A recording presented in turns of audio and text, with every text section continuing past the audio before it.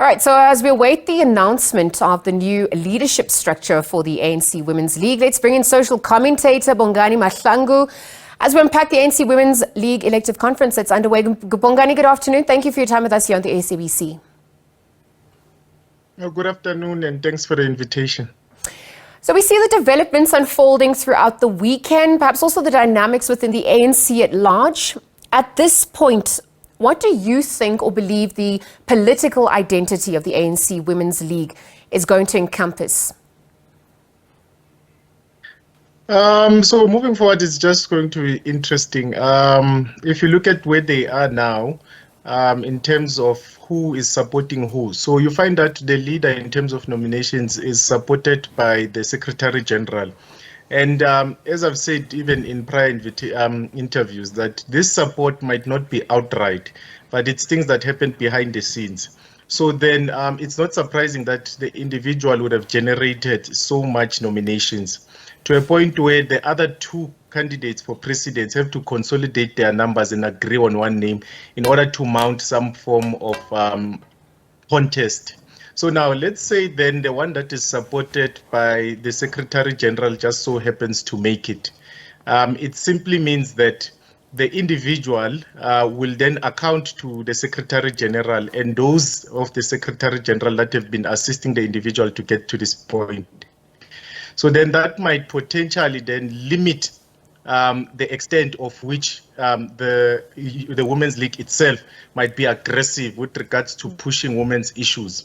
That might also then dictate who the Women's League will support in 2027, in 2027 and probably beyond. So then it's limiting, and it might also mean that they might not primarily focus on the interests of women, but on other interests that will be delegated to them.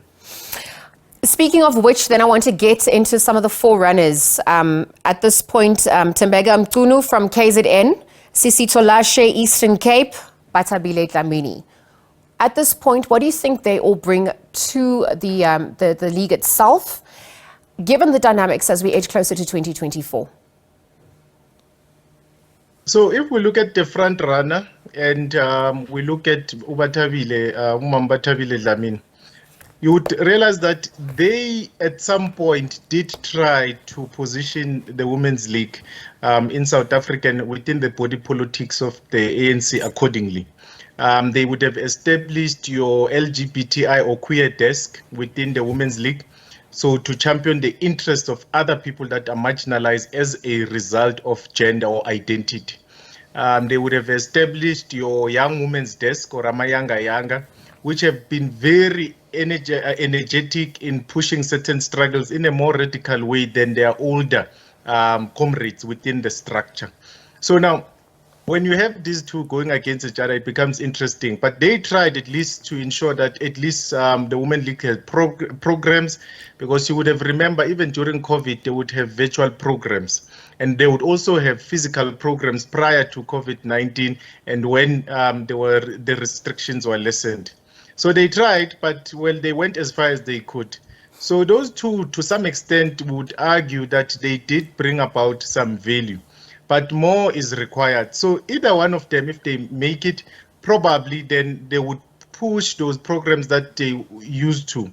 But then, as I said, it would also boil down to who is supporting who outside of the Women's League structures, because you still have men in the Women's League that are trying to control the outcomes of the Women's League. To what extent?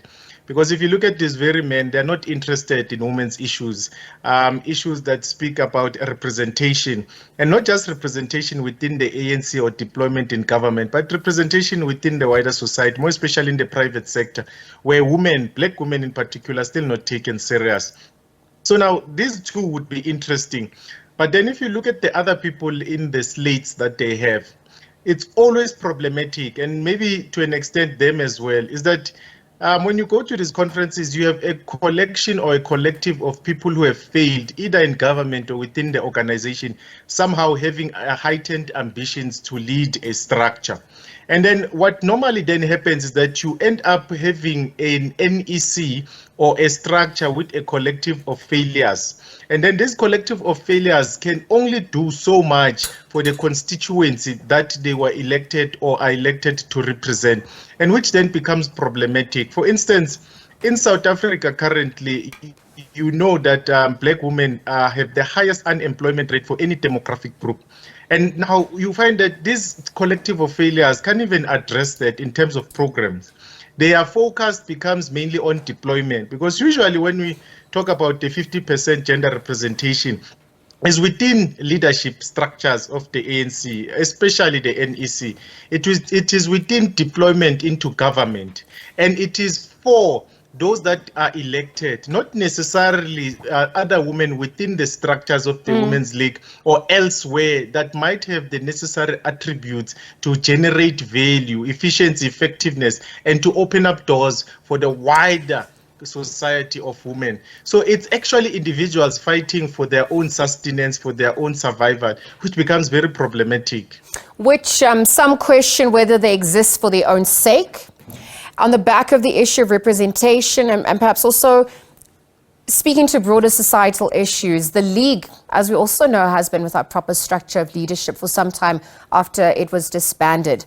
So with the new leadership coming into effect, how will this help the League in responding to calling communities, to business, to education sector at large, given the dynamics preceding it? No, thanks. So basically, as I said, you can't look at things in isolation. The dysfunctionality was because they were disbanded. And then they had interim structures that were interested in other things except taking the Women's League to conference. Hence, the powers that they were given were taken away in order to force that this Women's League sits and elects leadership and develop a program of action moving forward.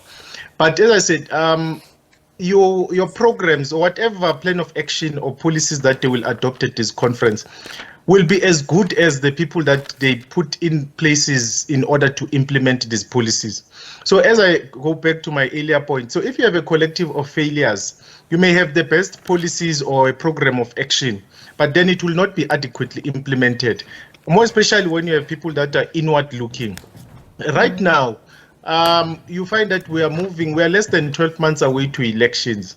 So you need a collective of women that will be appealing to women in South Africa. And these women in South Africa are women that every 3 minutes get raped, are women that are violated physically, emotionally, financially, spiritually, mentally, and otherwise. Are women that are always knocking for opportunities and they're not being given those opportunities. Are women that struggle to get cases of rape processed adequately from the point of contact, which is the police station, up until a court of law. Are women that want to enter into entrepreneurship, enter into employment, go up the career ladder. And now we have to then look at to say, these people that will be elected, are they going to appeal to those women? And the likelihood is that they will not. And why do we say that they will not? Because if they were appealing, they would have long appealed to the very same constituency, and that constituents outside the ANC would know who they are. Now they would get known for who they are because of the media and the cameras that are there, because they've not been on the ground, they've not been championing these interests. Hence I said, even if you look at a representation, it is solely and unilaterally focused on the ANC itself within and deployment. If you go into the private sector today in South Africa, women are underrepresented, grossly underrepresented, regardless of race. And then when you talk about the black women, it's even worse, they're underrepresented. So you ask yourself, a women's league that was formed in 1948, yes, where has it been all along? If you look at the achievements of the Women's League, according to the discussion document that they produced, the statistics that they provide with regards to representation of women in positions or spaces of decision-making, it's only government. It's only within the ANC. They don't even have adequate statistics of what has been happening in... Bongani, let me interject there. Thank you for your sentiments and thank you for being part of that conversation. We'll have to leave the conversation there for now, perhaps as we await the announcement of the new top structure for the ANC Women's League. That's set to take place a little later today. Our social commentator Bongani Mahlangu unpacking the ANC Women's League conference currently underway at Nasrec.